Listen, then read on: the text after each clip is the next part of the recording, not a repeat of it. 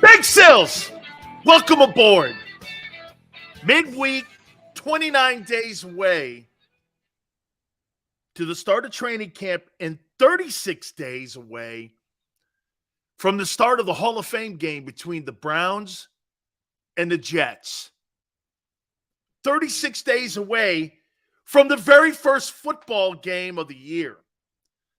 Dude, we're almost inside a month here. This is absolutely, hey, and you know it's almost football season. Why?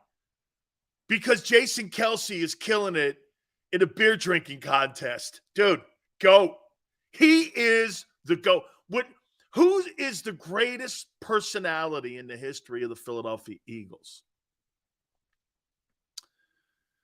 Who would you say is the most charismatic, coolest, and personifies that franchise? If you had to go, and you got to put greatness around it. You got to put greatness around it too. I mean, you got to be a great player to have a great personality for it to work. Dude, you can't Tony Franklin. Nobody greasy in here knows who Tony Franklin is. Okay, Tony Franklin? Come on, man. Yeah. Unless you're a Philly historian, Tony Franklin, I think he kicked at A&M. Unless you're an Aggie or 100 years old, you don't know who Tony Franklin is. Kelce is that dude. I'm with you, Reese. Yeah, dude, I'm watching him. Tell me that. Now, look, I got to tell you, man. I got to tell you. Now, I've done a beer bong before, okay? Barkley, Kelce, Iverson. So you're comparing Kelce to Barkley in personality? I never looked at it that way. See, Iverson had an edge to him. I don't think Kelce has an edge to him. He don't come off like edgy and surly. Iverson could be surly, right? Bryce Harper can be surly. I don't ever remember publicly Jason Kelce being like a surly dude. You know, he's like in every – hey, has there been an athlete in Philadelphia connect more with the fans than Jason Kelce? I got to say that I think he's the one athlete. Let me think. Dutch, Darren Dalton, Philly fans loved him. And by the way, I'm talking about somebody that kind of like, you know, you identified with. Iverson, man, is just like a mythic dude. And you know what I think of Allen Iverson. Iverson's like one of my top 5 favorite athletes in the history of sports, not just in the history of Philly sports. Okay? Hey, dude, I love AI. There's nothing. I can't say any more accolades about the guy. Give me one guy. How you doing, Maniac? That persona, Hugh Douglas had a personality like Kelce? No way. Like T.O. was surly too. I mean, you know what? To some extent, you have to be surly in Philly. You have to be. Dude, I've never seen a guy represent a city better in my life. Cal Ripken, Baltimore? Did Derek Jeter really represent New York City? And an everyday New York guy? When I think of Derek Jeter, I don't look at him and go, hey, that guy could go down Midtown and hang out with the fellas. Kelce goes down to South Philly, hanging out with everyone down in South Philly. It seems to me he'd fit right in no matter where you are in the Philly area. You know what? That's funny you should say that. I don't think Hurts has the personality that Jason Kelce has. I think his is reserve. His is all about focus. Personally, I don't think Tom Brady had the best personality in New England. I think Jalen Hurts and Tom Brady were a lot alike when Brady was in New England. I didn't know he was that guy until he got to Tampa. Guys throwing the Super Bowl trophy there in the harbor there in Tampa. Jeter comes off as the guy that when he's around guys as his yeah. Derek Jeter puts you at attention. Jason Kelce puts you at ease. That's the kind of guy I'm talking about. So I'm looking at some of those videos that IP had and put up on their Twitter page. This guy's gunning beers with everyday dudes. My God almighty. What a grand slam. I'm going to tell you something, man. That guy's going to be, he and his brother are absolutely going to be media sensations. Whatever they do, they don't need IP. You know, when guys get out of the business or get out of the game and they're looking to get into the business, they are going to be a business. They're going to be like Pat McAfee and shit like that. They're going to have their own. They're not going to have to rely on people are going to go to them. See, 99% of the athletes go to someone. Like when Brady left the NFL, Fox went to him. Those Kelce brothers are going to. Dude, Saturday Night Live went to Travis Kelce. Can you host the show? Yeah, all right. What? Hey, that's the greatest way to kick off a season in the summer is watching Jason Kelce gunning beers on the Jersey Shore. Dude, I don't know what the hell else is better than that. You're hanging out, man, in the Philly area on the beach. You got Eagle fans, and you're hanging out, and you're gunning beers. Shit. Give me one athlete who was connected better in Philadelphia than him. And he's going to the Hall of Fame. Joel Embiid? Hey, watch this. Jason Kelce and Joel Embiid. Who do you want to hang with? Bryce Harper, Jason Kelce. Who do you want to hang with? I didn't say who you want to meet. Who do you want to hang with? Talk ball. Talk whatever. Okay? I'm hanging with Kelce too, man. Gunning beers. Dude, if Jason Kelce was sitting in a bar having a good time, you'd never know who he was until someone pointed it out. That's the best center in the NFL. Dude, BG, he don't have the personality of Kelce. He's a great dude. No getting around that. You know, hey, watch this. Jason Kelce, a Walter Payton guy? I don't know. There should be like a Jason Kelce trophy. And you know what it should be called? The everyday guy. That dude right there is the everyday guy. That's Kelce? This is what you say when you see him in a bar. That's Jason Kelce? Holy cow. Then you watch him and you go out there. And Tone's like, hang on, Big Sales. Brandon Graham's personality is right up there.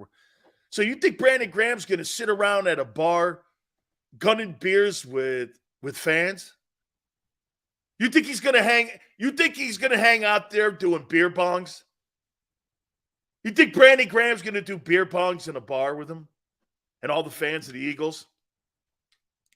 I mean, like, when I think of Jason Kelce, man, I think he could go out and start the wave. Like, he could start the wave at Lincoln Financial. Dude, those are some really great pictures. And what a fabulous time.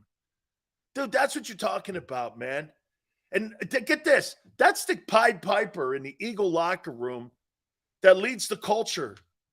Of all the guys that are in the locker room for the Eagles, that are the veteran guys that are the leaders, would you say he's the most important person in that locker room when it comes to having that locker room understand what is expected of every single player, especially the new guys? I don't know about beer bongs, but Graham blends in at every family cookout.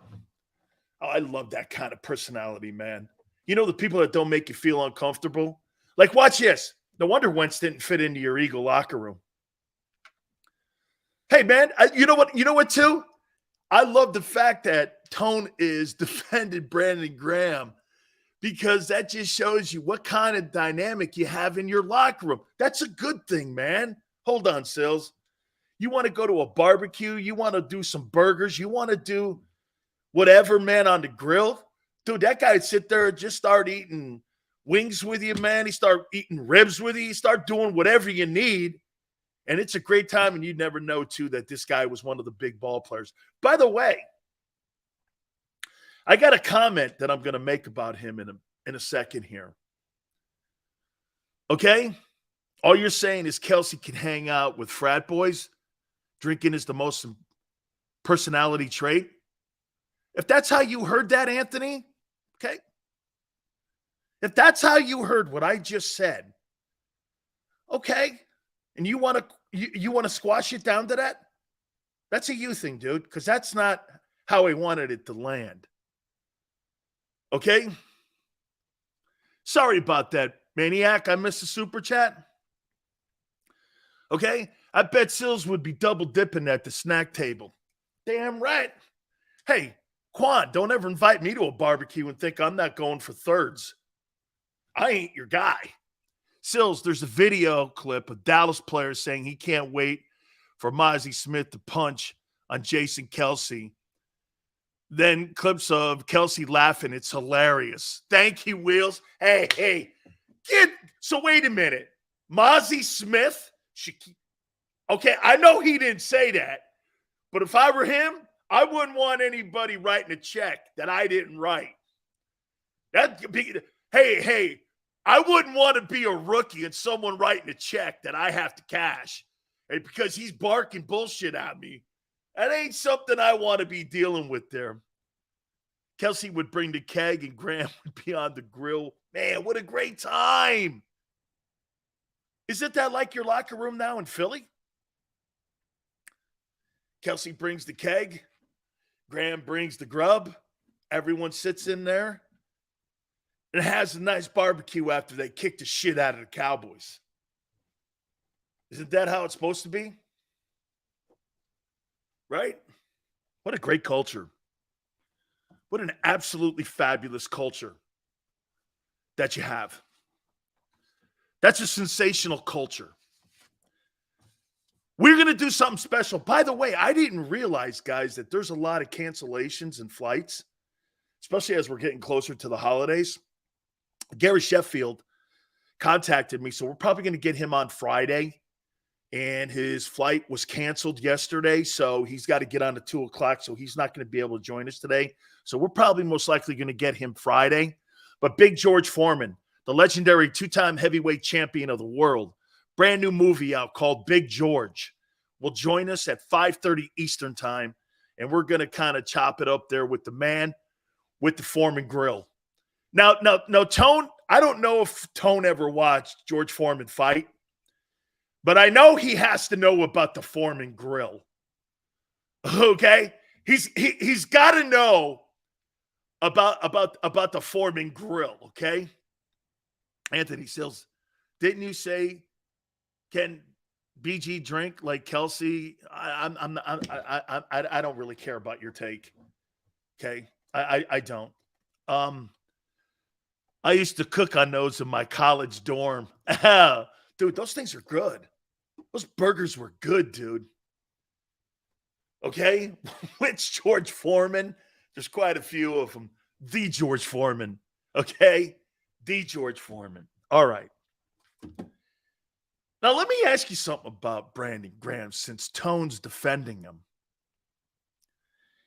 And since this actually happened on Sports Take, your boy's getting hammered. Brandon Graham making excuses for getting beat in the Super Bowl because the turf was bad. I happen to agree with some of the people.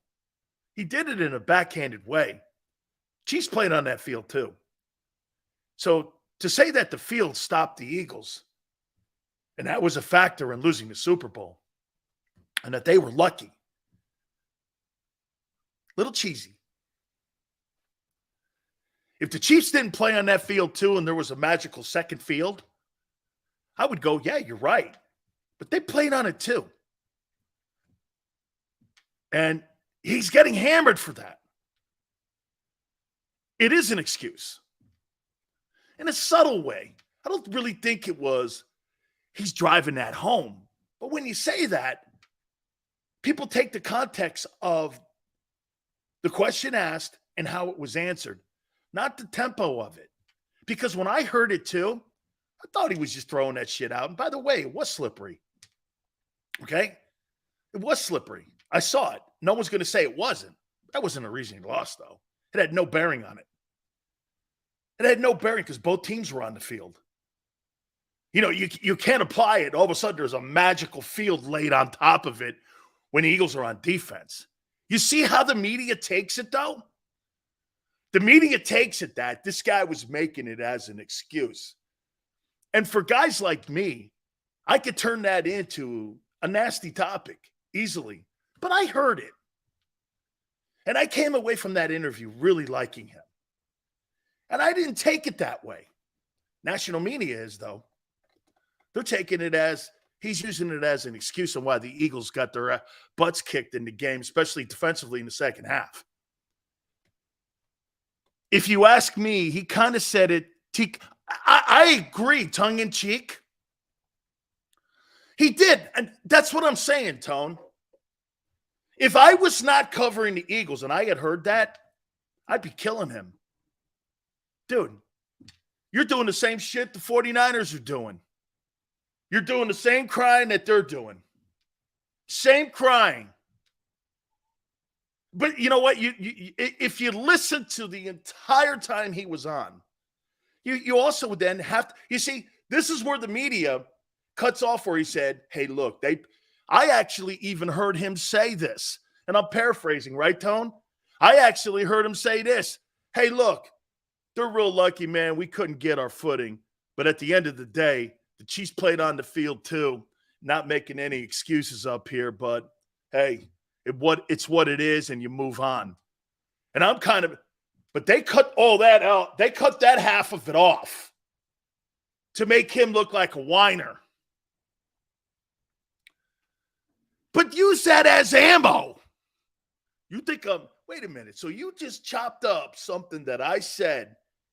Isn't this exactly what I talk about here all the time about the media lying? It's not that they're lying. It's that they fabricate or they elaborate or both. They expanded that comment into making it sound like he had sour grapes and made Brandon Graham sound bad. I heard the entire interview. And like I said, I came away with him like Tone took it. I thought it was a little tongue-in-cheek. I think it was something that he had on his mind. I think he brought it up. Hey, by the way, he wasn't the only one that said that. There were guys on both sides complaining about the turf, and everyone knows the two worst surfaces in the NFL are in Pittsburgh and Arizona. And that was supposed to be something that the NFL had in a formaldehyde jar, and it was supposed to be state-of-the-art. It wasn't. It was a train wreck. Okay? So, again, I mean, they just lying omission. Yeah, you know what they did? Brandon Graham's crying about the fact that the Eagles couldn't get their footing in the Super Bowl and made that as an excuse for losing without going like this. Hey, the Chiefs played on it too. It is what it is, and I don't want to sound like I'm crying here. You move on and you use it as fuel for the next year. That's how I took it. I heard Carton today. I heard Fox. I've seen it all over the internet. Eagle defensive lineman / linebacker crying about the field and the surface and making excuses why the Eagles lost the Super Bowl. I was like, Jesus, is that what your takeaway is from that? That was your takeaway, that Brandon Graham was whining about the field and that cost them the game. Come on, man. That's not what cost them the game. Andy Reid's play calling and Mahomes' spectacular play in the second half cost them the game. And the inability of Jonathan Gannon to scheme up a defense to stop Mahomes. Graham said he watched the film quite a few times and noticed a few times where his sweat doesn't slip. It's a strip sack easily. Oh, okay. Again, Tone, did the Chiefs play on that field too? Come on now. He slipped. Come on, Tone. Don't go down the 49er line. Now you sound like Dumbo Samuel. Come or Kyle Shanahan. Come on, man. No way. No way. Can't use that, man. But again, no, don't worry. We lost that game fair and square. Absolutely, man. It was a great football game. Actually, one of the better Super Bowls that I had seen before, man. Okay. Yeah, whatever, guy. Hey, Quan, once again, you wave the banners, I'll do the topics. Okay? You wave the banners, I'll do the topics. You hang in there, son. I got you, kid. That field neutralized the Eagle. Oh, man. Come on. Okay, the field was trash. It was a slippery mess. Bang, bang. Yeah. You are so too. Oh, okay, William. Sure. I didn't take it like he was using it as an excuse. I think it was something on his mind. And he wanted to say it. And he said it to the guys. I didn't make more of it. You're missing the point here, I think. And let me make sure it lands right. I'm goofing on the media for trying to make the guy look like he's making excuses. And if you're taking it any other way, you're stupid, because the last couple days, actually Pro Football Talk had it in today. Brandon Graham blames the field for the Super Bowl loss. So again, I'm commenting on what these guys are commenting on today.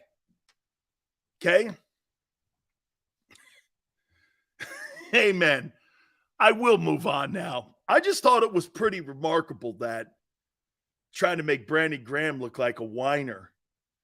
And again, too, you got to remember something. Anybody in the New York media hates Philly. And they hate Boston. You understand that. That's a good thing. It's a merit badge. Yeah, that's right. The whole FS1 is trolling. They always troll the Eagles and Boston fans. New York fans don't give a shit about responding. Are you kidding me? The fans that respond are in Boston and in Philly. So what you do is you take pot shots at them. I mean, he can't – look, the Giants, who's going to defend the Giants this year? The Jets are overhyped, as always. As a Philly fan, I truly enjoy being the – oh, Tone. Hey, Tone, I think we have a lot in common. Do me one favor, Tone. I've never asked you to do this. Do me a favor. Just Google this. The most hated team in the history of sports, Sports Illustrated. And what team comes up number one? And then you'll know a little bit about Big Sills. The most hated team in American sports. Flyers are on that list. The Pistons are on that list. The Yankees are on that list. Some Cowboy teams are on that list. But do you know who's number one? Who's number one as the most hated team in American sports history? Who would that be? And did Big Sills play on it? Who would that team be as the most hated team in American sports? Sports Illustrated did this about 2010 as the most hated team in sports history. I wonder who you think that's going to be at the top. And I'm with you too, Tone. I wear that as one of the greatest badges I've ever had in my life. I can't wait till you see that, because I think you'll be quite enjoyed when you see what team is number one. You'll like it. They got the Flyers on that team. Those Broad Street bullies. But they thought my team is the most hated in American sports history. So as Tone says, that's a merit badge? Absolutely.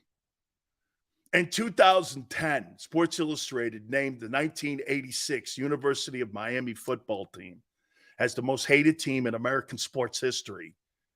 Yours truly and Jerome Brown were the biggest mouths on that team. And we could start a riot anywhere. And we did. We did. We started riots.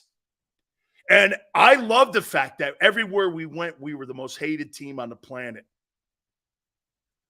I love the fact we walked into your building and I had already talked a whole week of shit on you.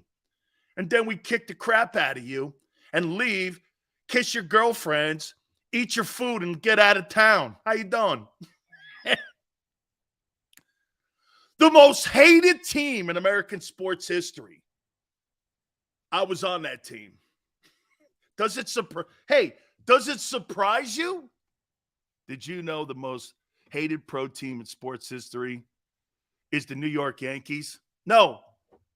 Like I said, in 2010, they named our team in American sports history the 1986 Canes. Flyers are on that team. The Pistons are on that team. We were number one. Jimmy Johnson's Canes.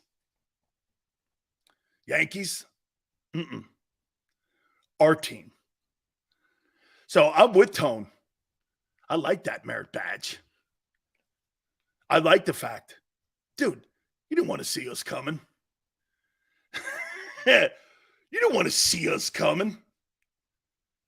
Okay? Media hated us. They couldn't stand it because we talk shit all day long on you. And so when he says Philadelphia, you're right. That's why you guys have that circle around your sandbox. And I enjoyed the fact that's why we get along.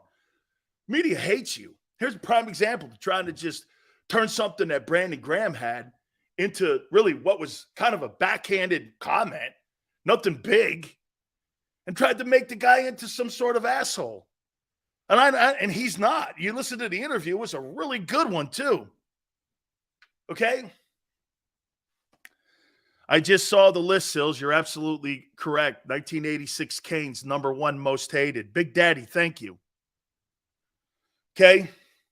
Philly 4 for 4, still making excuses about the field. Now, I didn't make excuses about the field. They beat us. I told you, Philly. Beautiful thing about sports, you can't move the goalposts. But Philly 4x4, you know what you can always do? You can always point to those 2 national title rings over Big Sill's shoulder. How you doing? How you doing? Every year I played there, we played for a national title. How you doing? Oh, that's why you guys love to hate me too. Tone has a perfect relationship. Mondays, he's great. Tuesdays, Wednesdays, he's kind of, then Thursdays, he comes back around. Fridays, he's great. That's all right, though, because that's how Philly fan is. 1 minute, you hate the Hurts pick. Second, you're like this, not sure yet. And then the third time, you're like, this guy's my guy. This guy's my guy. This guy's my guy. He's my guy. See, that's how you did it. You're even doing that with Jalen Hurts now. I don't know. What a shitty pick. I don't know. Maybe. And then the third year, you're like, hey, I think we got something here. I like the kid. That's how I do shit too, man. Right? You got me all figured out, Sills. Don't tell any. This guy here, man, he starts talking shit. See, you got to know the buttons to push on Tone, though. Jalen's overrated. Anything hurts. Okay? Hey, anything hurts. I don't know. Sometimes I think he kind of flutters on me a little bit on Embiid. I don't know how he feels about him. I think he kind of likes him. I know he likes Harper.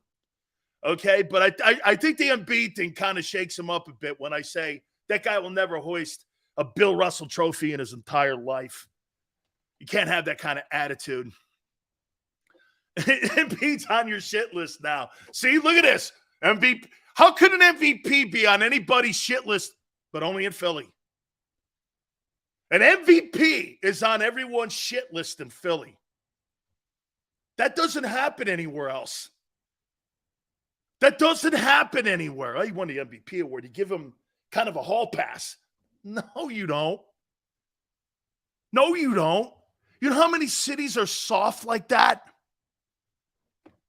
Okay? Get this. Tone goes, hey, the MVP worked all the way until he got to the Boston series. That shit faded. Are you under the impression then, Tone, that won't fade if Jalen has a shit year in 2023?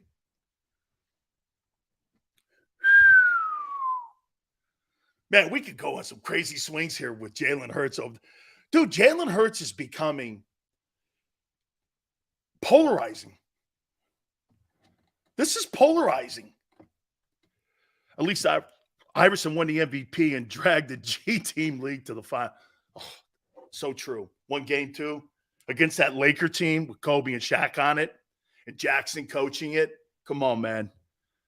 That was epic. That was an epic deal, okay? Hey, Philly 4 for 4. Thank you so much for having such a great fan base, and thank you for everyone in here that brings a lot of fun to it. Even you, Quan, yes. Quan, you give me agita, okay? But it's all good. Hey, what do you guys think of Tobias Harris now? You know, Philly fans would trade me for breadcrumbs.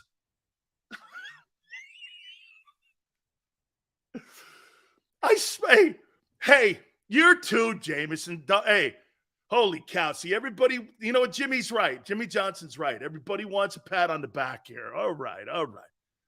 Tobias Harris. Dude, wrong thing to say. Wrong thing to say in Philly. The Philly fans would trade me for a box of breadcrumbs. Yeah, because you're overpaid and overrated. Who are you going to get if you don't get me? I don't know. Jimmy Butler drag. You talk about a G League team. That's a legitimate G League team. The team that Jimmy Butler played within the NBA Finals was a G League team. Okay? Dude, right. Tone's like, dude, you can't say that, man. You can think that, but you can't say that shit in that town. They have basically what he's saying is they have no respect for him. They don't. Dude, if they are, like Tone just said, I think he personifies a lot of the attitude in Philadelphia. When he says, dude, that MVP award that you had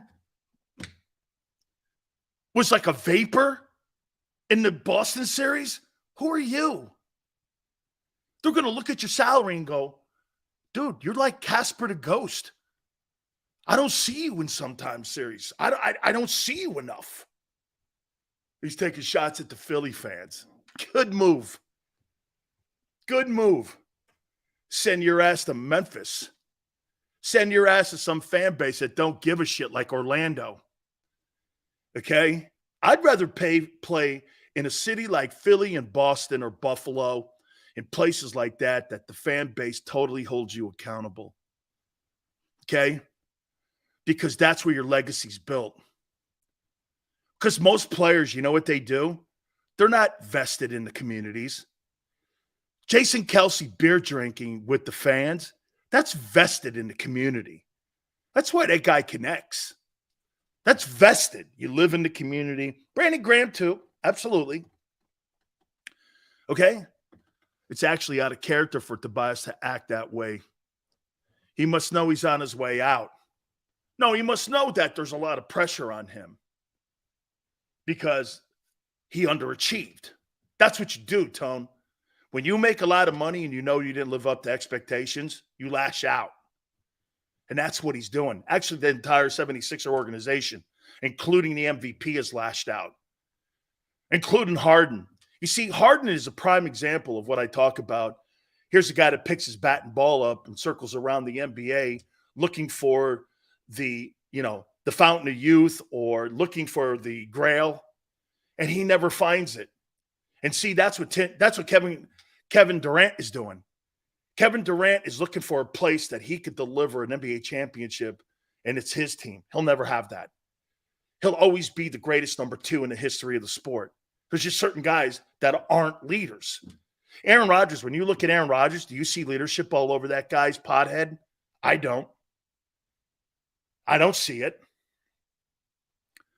Okay? I don't see it. Breaking. Eagles signed Big Sills to a 1-year prove-it deal, 5.2. No signing bonus, no nothing. And I first got to get through training camp. Durant won a title. He actually won 2 on Steph Curry's team. You're welcome. Won 2, actually. And 2 finals MVPs. And every place that he's been asked to lead, have been failures. That's why I say the greatest thing that LeBron ever did was take that Cavalier 2.0 to the NBA Finals and win against a 70-plus win team in Golden State. Okay? Embiid pisses me off because when he wins the MVP and says he wouldn't be here without his teammates, but when he gets bounced in the playoffs, he's quick to say his teammates suck. Absolutely. It's a loser mentality. You never hear Hurts talk like that. As a matter of fact, after the Super Bowl loss, and I hear Kelsey saying this every single day, Jason Kelsey says that Jalen Hurts beats himself up for that loss because he feels it's on him. You think he's going to talk about the way the defense played in the second half, especially in the fourth quarter? He's not going to say shit like that. He's absolutely going to lead.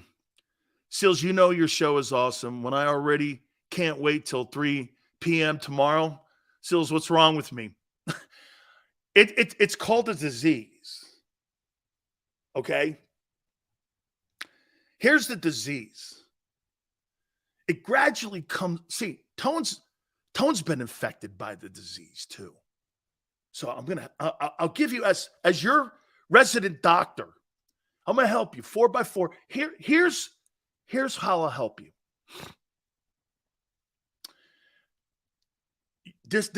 This condition actually at first is nauseating, makes you vomit. Makes you vomit. See, when Big Sills take shots at certain media people in the market that guys have relationships with, what they'll do initially is they'll pile on Sills. It's all right, because I know human nature. This guy's a bad guy. See all the shit they say about him. It's got to be real. They never met me, but they'll say all those things. So then you have this negative thought process on Big Sills. But as my audience, you, my family, starts to get to know me more, I don't know. See, Xander went through this. Jesus, gravity. This guy's taking shots at everybody. And well, it's part. Doesn't Philadelphia take shots at everybody? Toad's pissed off with the reigning MVP of the NBA. Why can't I? Why can't I? And then what happens 4x4? All of a sudden, you get inoculated. You get inoculated with the presence of the show, and you're like, well, I could take it a little bit. You see, Quan goes up and down, JM goes up and down. It's you have to get a vaccine. This is the true show where you have to actually get a vaccination every day.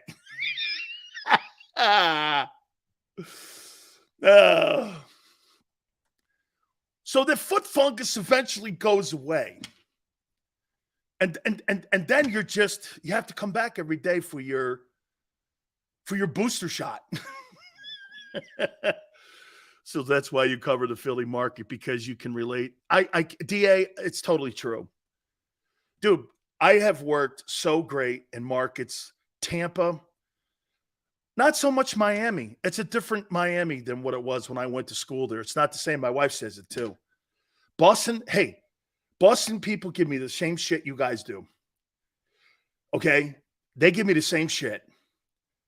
Same shit. The two markets, San Francisco was a great market. I won't lie. I had a good time there. Okay? But I got to tell you, man, Boston and Philly, you two guys hate one another, and rightfully so. But that's a good rivalry, man. It's about sports, and it's about community and loving your sports teams and passion and all that shit, and giving me a ton of it. Gotta respect the guy. Not selective with his shots. Oh, no. Oh, no. Absolutely. Look at those. F Boston. Hey, who do you guys hate more, Boston or New York? New York? Are you kidding me? New York and LA? They're not relevant in sports. See, even Tone, Boston. Tone hates Boston. Okay? By the way, I've learned one thing too since I started talking to people back on the East Coast again. I'm getting my accent back. You know, you got to kind of be a phony in the California area because those people can't think. What are you talking about? They don't know. Hey, forget about it. You see, people in California don't know what forget. Boston, hey, Chicago too, maniac. People don't know what forget about it is. See, well, my wife's from Dallas, right? So I take her home for the first time. And my wife goes like this. My wife goes, yeah, I'm Mr. Sileo, I'm fixing to go to the store. So my grandfather calls me over and he goes, what's fixing? It's like I'm about to go do something. Fixing? I'm fixing. I'm fixing to, fixing. Folks on a hill. Hey, Tone, do me a favor. Send Gary Cobb a link for 4:30. Let's catch up with our friend at 4:30, all right? Let me know if you got his email address. Let's see if we can catch up with G Cobb. We'll do him at 4:30 and then George Foreman at 5:30. So we'll double dose you here. Way to go, Tone. Thank you. Yeah, forget about it. So and then my wife goes, "What are you guys talking about? Get at it. Forget about it. What does that mean?" I'm like, "Yeah, you're not, forget about it. Fixing." Hey, listening to my wife talk, man, because she's like a redneck a bit. And you got this guy from the New England area, the Northeast. A little different. All right. Now I'm going to do something here. Non-selective shots. Tone, everyone. Here's your topic. How much credit do you give Chip Kelly for making Howie Roseman a better general manager? Jameson goes, Sills, why are you in a good mood? 4th of July's coming. Beer drinking and eating. Sills, you versus Kelsey in a drinking. Who drink? Oh, cue ball. It's a good one. I don't know. I don't know. Look at Philly 4 by absolutely none. I hate Chip. Jeremiah, 100%. When people don't understand when you mean, oh, so does a Coke. Name brand, 100%. None. Chip didn't do anything, JB says. Well, I'm going to put that to the test here in a minute. All the credit. Gave him Stoutland and autonomy. It was not done on purpose with Chip. Chip didn't do anything. How much credit do you give Chip Kelly for Howie Roseman being a better general manager? I give him about 10 to 15% of the credit. Sometimes a bully brings the best out of you. Well, should it be 100% then?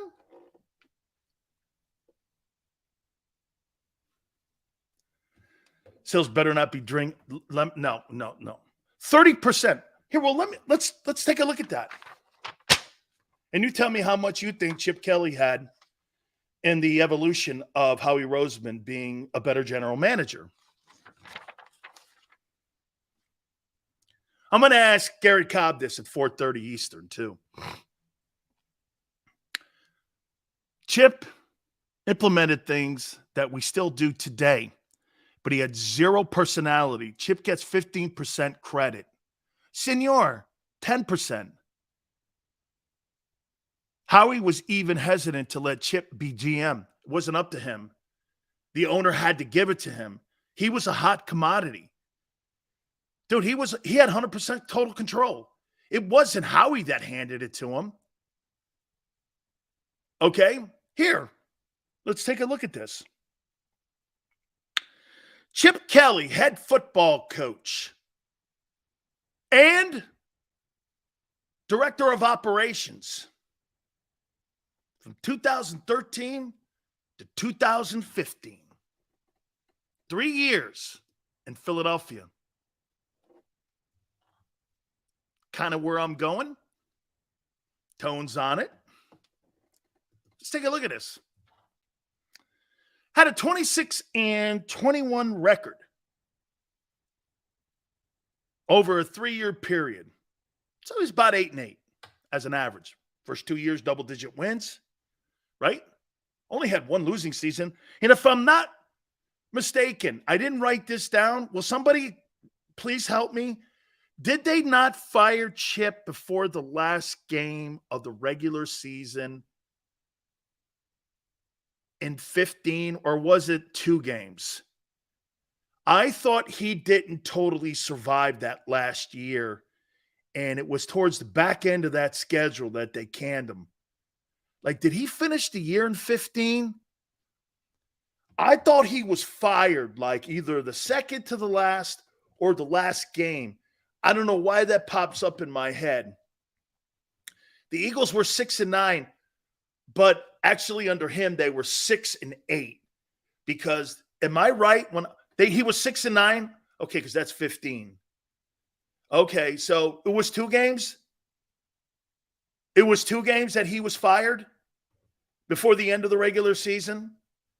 Something like that, right? He didn't run through like the last game of the year, right? It was 1 game. He was fired before the last. Okay, he was fired before the last game. Okay. Pat Shurmur was? Oh, I'd forgotten that. Shurmur took over? Okay.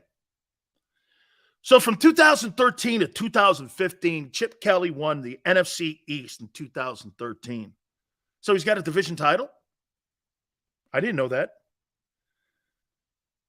He hired Jeff Stoutland. He brought Stoutland in from the University of Miami. And he introduced Jeff Stoutland to the Eagles? Huh. Would we agree? Let me make this point to you. Is Jeff Stoutland the best coach that the Eagles have hired since Jim Johnson was your D coordinator? Would you compare Jeff Stoutland to Jim Johnson?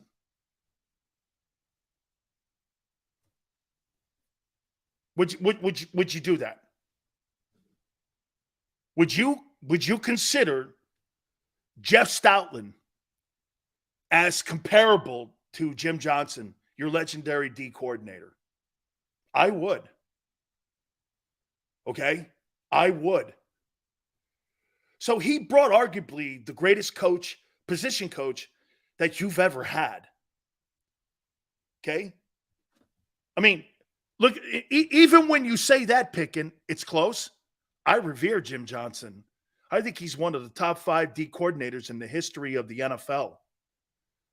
So you're saying he brought one of the best coaches, if not an equal to Jim Johnson, into the coaching staff. Is that correct? Okay. So, gee, he hired your greatest position coach, potentially in Eagle history. He drafted Lane Johnson, a Hall of Famer, and he drafted a Pro Bowler in Zach Ertz. What's wrong with this picture? I'm missing it. What happened? How about this? That's an impactful resume. Is it because he treated people like shit? Well, Belichick treats people like shit. Hey, by the way, I'm not defending I'm not defending Kelly. I'm asking. I'm not defending Kelly. I am absolutely not. We're having a conversation again here. I'm asking you again the question, how much influence has Chip Kelly brought to where Howie Roseman is as GM? And you guys say 10%? That's not 10% impact. Won a division title, drafted a Hall of Famer, drafted a Pro Bowler, had one losing season in 3 years.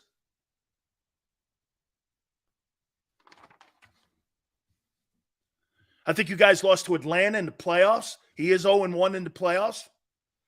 Hired the greatest assistant coach in franchise history.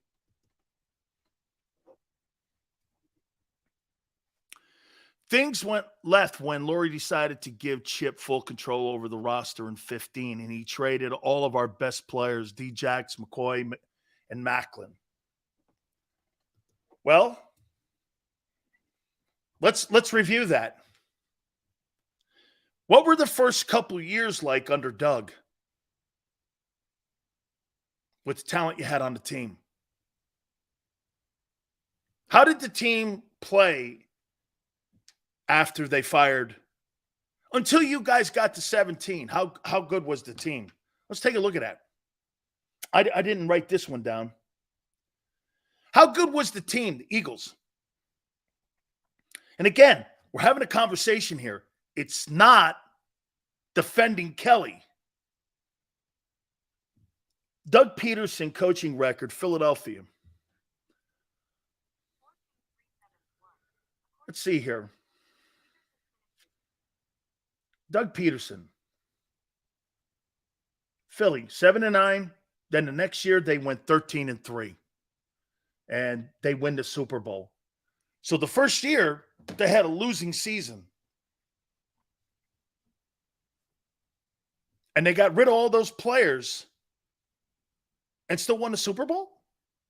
3 years removed from when they fired him? Was he wrong?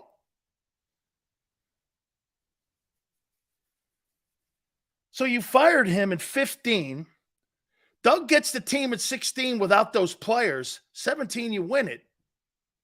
Was he wrong to get rid of those players? You won the Super Bowl 2 years later.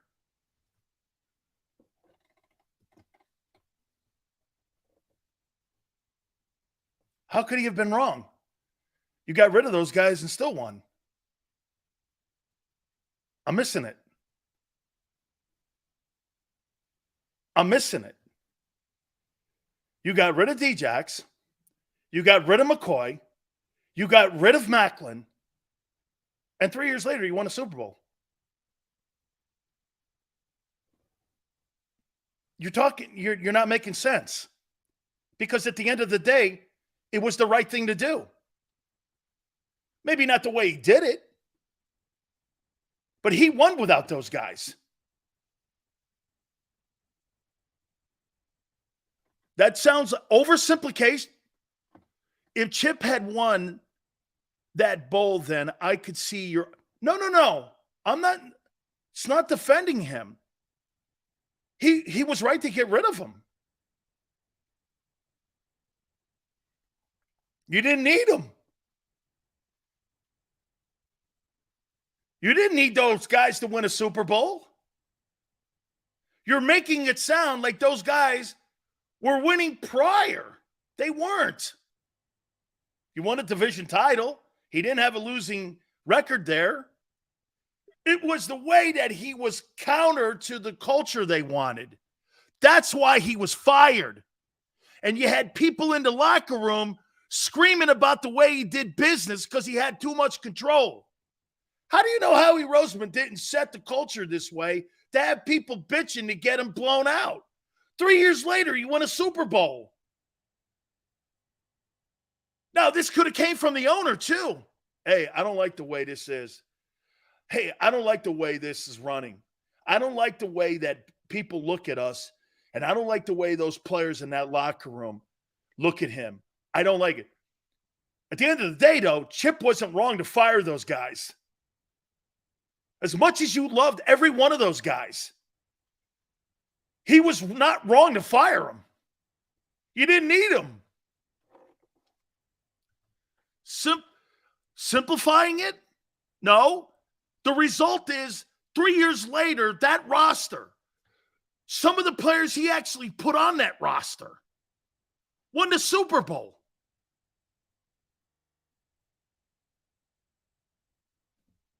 Now, again, circling to the question, how much of that experiment, that 3 years, influenced Roseman in being the GM that he is? Because to me, can I tell you, it just looks like to me Howie Roseman's Chip Kelly, just with a better bedside manner.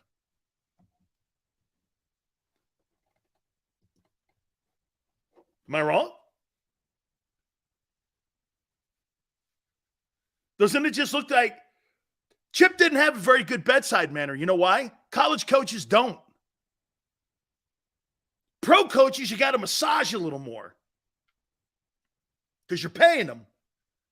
And like I said yesterday, you don't have the margin of error you have in college.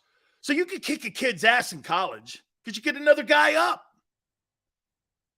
But there were fundamental things in Kelly's approach, the defensive side of the ball. But at the end of the day, you guys make it sound like you guys needed McCoy and Macklin and these other guys to win the Super Bowl, and you didn't. You just didn't like the way they were blown off your team. Am I wrong? Anthony, you didn't need them guys. You can't agree with me here. Really. You can't agree with the facts. You didn't need those guys. Okay, Sills, give us Eagle fans Chip's valuable contributions to the 17 squad. Lane Johnson, Zach Ertz, Jeff Stoutland. Nothing? Philly 4x4. A Hall of Fame tackle. A guy who made arguably one of the biggest catches in Eagle history. And the best offensive line coach in the NFL. And maybe the best assistant coach in the history of the franchise. I don't know.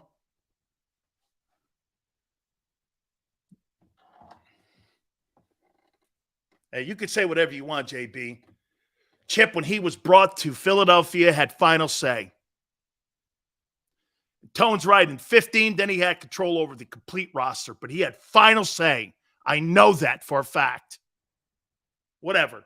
Changing history again. Won't cut it. I'm sorry. Damn, my emotions are tied in it. McCoy should have been traded like... Oh, that's right, Tone. You didn't like his bedside manner. You're right.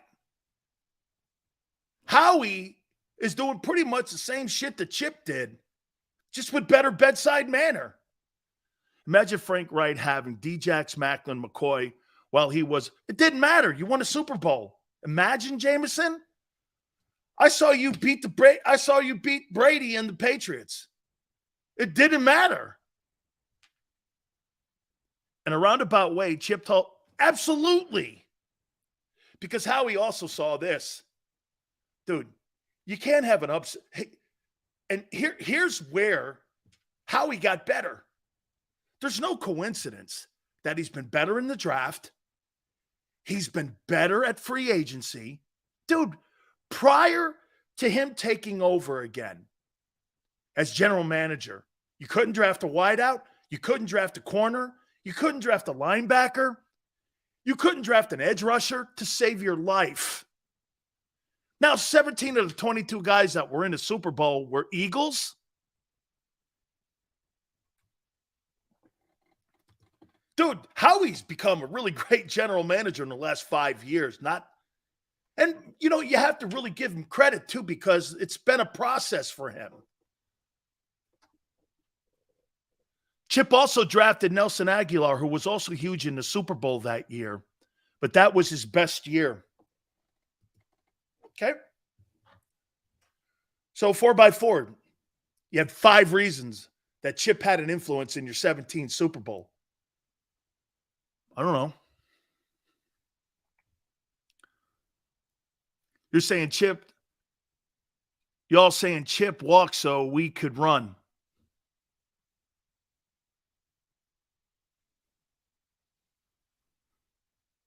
I'm saying he had a huge influence on what and not how to treat people like shit. I'll tell you this too. Howie Roseman and Carson Wentz and Doug Peterson didn't have the best personality. And I'll say this to you. I think Doug Peterson wanted the same kind of control that Chip wanted. And the Eagle brass was not going to go for that 2.0 trip again. Doug got canned because they weren't going down that Chip Kelly route. They weren't. This thing was going to be run by the front. By the way, they're right. They're not wrong. I think you guys are thinking I'm defending Chip.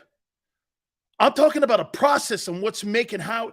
I think he had a lot to do with Howie's success right now. I think he had a lot to do with it. I think he's had a lot. Hey, look at the contract negotiation with Jalen Hurts. I've never seen anything like it. I've never seen anything like that. A $255 million deal cut like that with no backlash, nothing.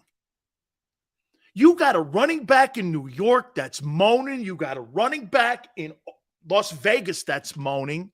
You haven't heard shit from Cincinnati and Los Angeles with the Chargers on Herbert. That whole charade that we went through in Baltimore, you cut a $255 million deal without any noise? I don't know. Dude, I'll tell you what. That's a stroke of genius too. Where'd he get that from? This guy's a loud dude. He's a loud guy. He's out taking victory laps now for Hurts and calling you guys the evil people because you guys didn't like the pick and you were shitting all over the pick. And he's making it seem like, I said this yesterday, that you guys all of a sudden now believe in him when he didn't even believe in Hurts. Cue ball, Sills, you're like my favorite uncle at times. The one that smokes and brings a different girl in every family barbecue. Cue ball, I'm just having a conversation on why I think your boy's better. Chip Kelly, are you trying to tell me this resume that he had in Philadelphia is a horrible one? You want to look at horrible? Go back and look at Campbell's coaching record. Go back and look at Kotai. Even Ray Rhodes. NFC East champs in 13, hired Stoutland, drafted Lane Johnson, Nelson Aguilar, who had big year that year, the Super Bowl season. Zach Ertz was 26-21.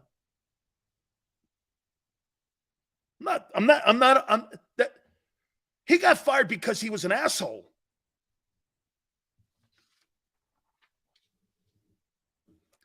Sounds like to me the same reason Doug Peterson was fired.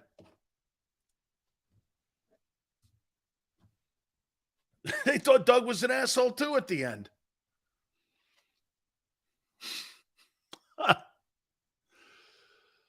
I mean, I think putting Chip on such a high pedestal, I'm not putting him on any pedestal.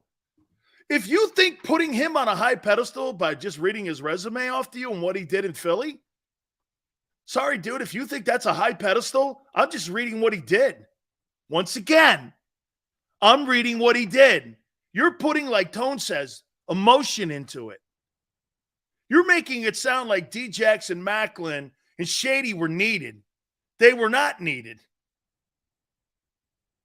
And the narrative in Philly is, look how he treated those guys. 3 years later, he won the Super Bowl. Did it matter? First year under Doug, they were 7-9.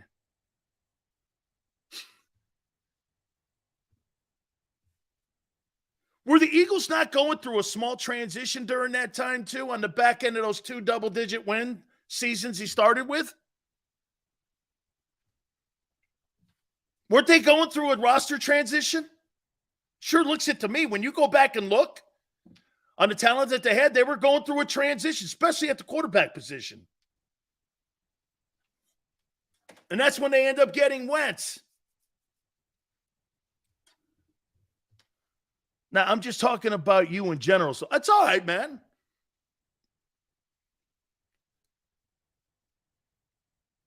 Anthony, chill. I'm totally... Dude, if you think me talking sports upsets me in any way, you're out of your mind. I get upset when someone talks about my kid, not sports. You have me confused. I don't get upset when I talk sports. I get passionate. There's a difference. Fan and fanatic, there's this much difference between being insane. Okay? Relax. Dude, I don't get upset with this.